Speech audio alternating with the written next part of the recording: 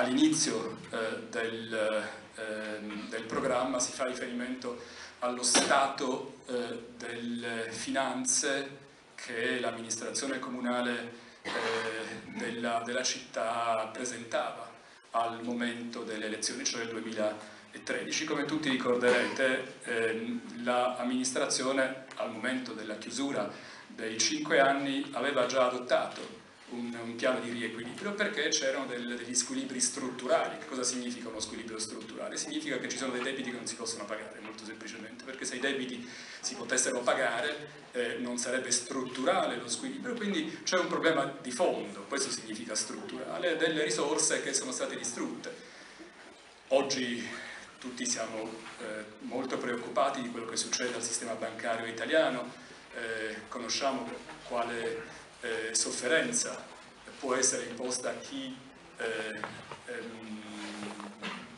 fa un investimento spesso senza pensarci troppo, magari perché qualcuno non lo ha ben consigliato. Significa che ci sono state delle perdite e significa che qualcuno deve pagare per queste perdite. Ora c'è un principio generale che ricorderete tutti, ed è il principio dell'Unione Europea, che non si possono socializzare le perdite quando queste hanno una responsabilità precisa. Questo è un principio che si vorrebbe applicare sempre, e il bail-in, così come ormai noto, quel meccanismo permette proprio di evitare la socializzazione delle perdite. Ora, noi in piccolo ovviamente abbiamo un problema simile, c'è una perdita che ci trasciniamo da un bel po' di tempo e il piano di riequilibrio è destinato a ripagare nel tempo, con la gradualità necessaria, quelle perdite.